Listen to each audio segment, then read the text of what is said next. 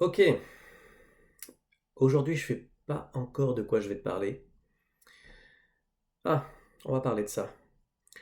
On va parler de ce que c'est que de vivre au service des autres, prendre soin des autres, suivre la voie du cœur, sortir de son obsession de vouloir penser qu'à soi, de vouloir prendre soin que de soi. Sortir de cette obsession de soi-même pour regarder la souffrance des autres et essayer de faire quelque chose pour apaiser cette souffrance. Juste essayer. On n'est pas en train d'essayer de vouloir obtenir des résultats quand on aide des gens, parce que là on entre dans de la projection et de la souffrance. Non, on fait sa part. On aide quelqu'un, pas en y projetant des croyances, en pensant que notre aide va assurément permettre à cette personne de guérir. Non, non, non, non, non. On sort de toutes ces projections, de toutes ces idées, de toutes ces croyances, on met tout ça à la poubelle. On est juste là pour faire ce qu'on peut, pour accompagner quelqu'un. Il y a tant de choses à faire dans ce monde, et c'est ok, on n'a pas besoin de tout faire. On n'a pas besoin de faire 1 milliard de choses par jour. On a juste peut-être à un moment donné cette invitation qui consiste à voir au-delà de nous-mêmes pour regarder la souffrance des autres, le besoin des autres, la difficulté des autres, et d'essayer de faire quelque chose, d'essayer de participer, de rendre service. Et je peux te dire que ça fait du bien. J'en fais l'expérience actuellement. L'éveil spirituel, le bonheur que tu cherches à obtenir, c'est aussi regarder droit dans les yeux où est-ce que tu es égoïste dans ta vie. Prendre soin de soi, ok. Mais prendre soin de soi d'une manière obsessionnelle et ne laisser aucun espace à d'autres personnes, c'est pas ce que j'appelle une vie joyeuse. C'est plutôt une vie misérable. Car quand on passe notre journée, quand tu passes ta journée, du matin jusqu'au soir, à penser qu'à toi, qu'à tes objectifs, qu'à tes petits problèmes, qu'à tes difficultés, qu'à ta souffrance, bah tu agis comme un égoïste. Et tu es dans le monde et tout ce que tu regardes, c'est toi-même. C'est tes visions, tes projections, tes croyances, tes idées, tes besoins, tes challenges, tes défis, tes objectifs. C'est toi, toi, toi, toi, toi, puissance 1000.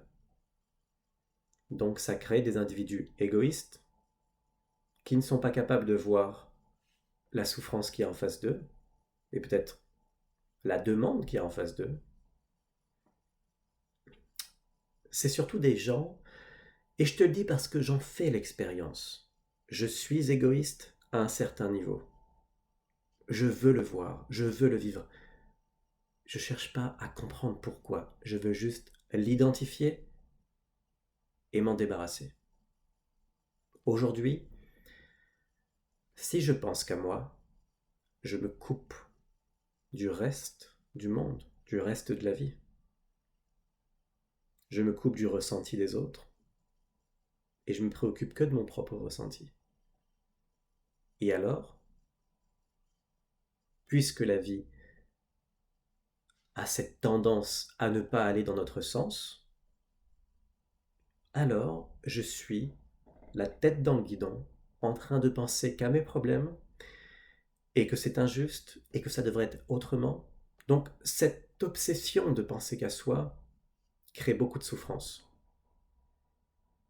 Et lorsqu'on est en train de rendre service à quelqu'un, quand on est en train d'aider quelqu'un, quand on est en train de proposer nos services, d'apporter notre aide, prendre soin d'un animal, d'une cause, d'une situation, de quelque chose qui n'est pas toi, qui n'est pas nous, quelque chose qui n'est pas égoïste, qui n'est pas centré sur soi. Quand on est au service de l'autre, des animaux ou du monde, il n'y a plus de problème. On est sorti de cette obsession de moi, et on a commencé à s'ouvrir et à entendre et à raisonner avec la souffrance d'une situation, de quelqu'un, d'un animal ou d'une cause. Et on aide cette cause, cet animal, cette personne. On sort de cette obsession et on s'ouvre. Et lorsqu'on est dans cette expérience de faire l'acte, d'aider quelqu'un, de prendre soin de quelque chose, de quelqu'un, il n'y a plus de souffrance en ce qui nous concerne. Notre histoire est derrière nous. Notre histoire n'est même plus là. Il n'y a plus de futur. Il n'y a plus de passé. Il y a juste le plaisir d'aider quelqu'un là maintenant.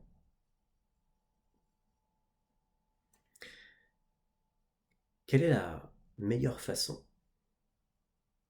Peut-être pas la meilleure, mais la plus simple des façons que tu peux faire pour commencer à sortir de ton obsession.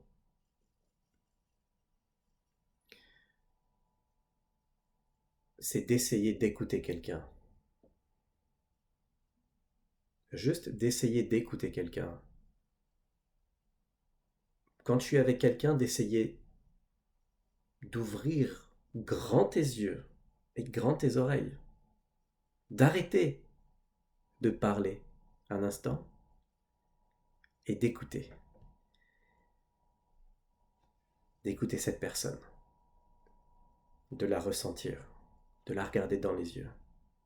De l'écouter comme si ta vie en dépendait.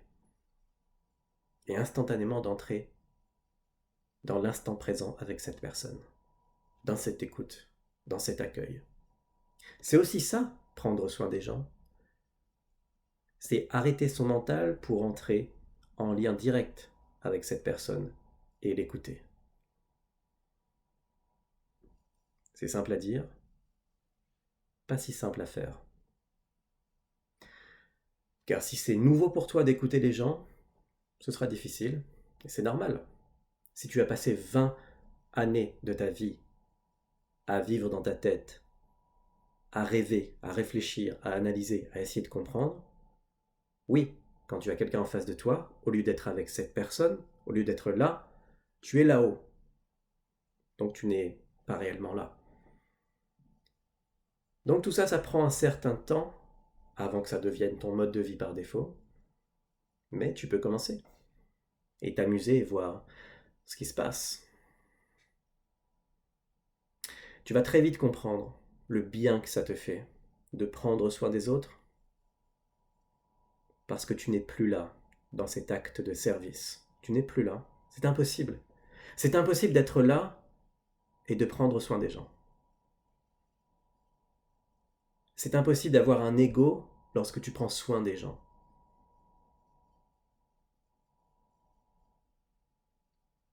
J'ai envie que tu sois libre.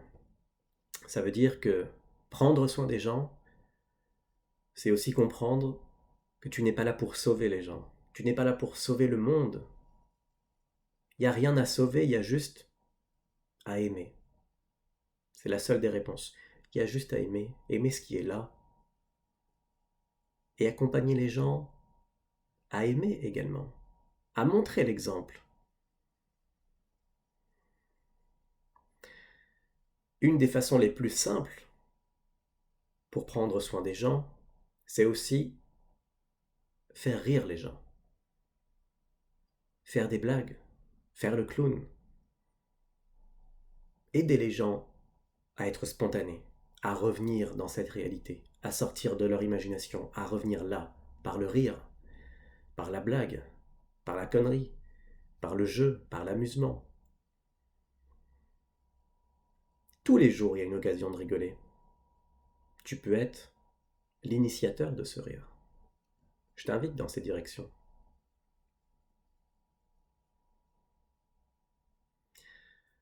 Voilà ce que je voulais te partager aujourd'hui. Merci de m'avoir écouté.